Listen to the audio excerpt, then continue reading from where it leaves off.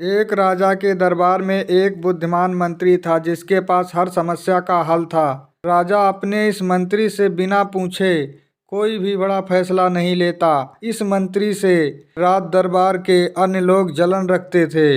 एक दिन राज दरबार में राजा ने अपने इस मंत्री से कहा, तुम इतने बुद्धिमान हो लेकिन तुम्हारा बेटा तो बेहद मूर्ख है।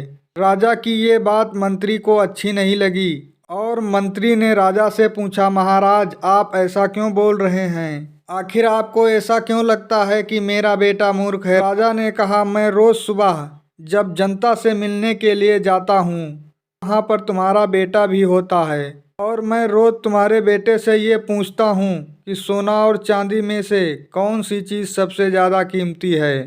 तुम्हारा बेटा हर बार चांदी ही कहता है। राजा की ये बात सुनकर दरबार में मौजूद लोग मंत्री पर हंसने लगे और मंत्री को बुरा लगा। मंत्री बिना कुछ कहे अपने घर वापस आ गया और घर आते ही मंत्री ने अपने बेटे से पूछा, सोने और चांदी में क्या मूल्यवान है? बेटे ने फौरन जवाब देते हुए कहा, पिताजी सोना।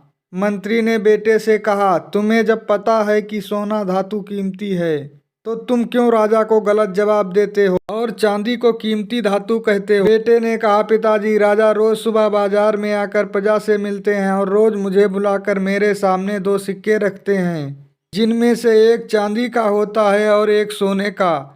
सिक्का रखकर राजा मेरे से पूछते हैं कि जो इन दोनों में से अधिक कीमती चीज है वो तुम ले जाओ और मैं चांदी का सिक्का उठा लेता हूँ। ये देखकर राजा हंसते हैं और चले जाते हैं। मंत्री ने अपने बेटे से पूछा, तुम क्यों रोज चांदी का सिक्का उठा लेते हो? पूरा दरबार मेरा मजाक उड़ा रहा है। मंत्री की बात सुन बेटा उन्हें अपने कमरे में ले गया और वहां उसने एक पेटी खोली।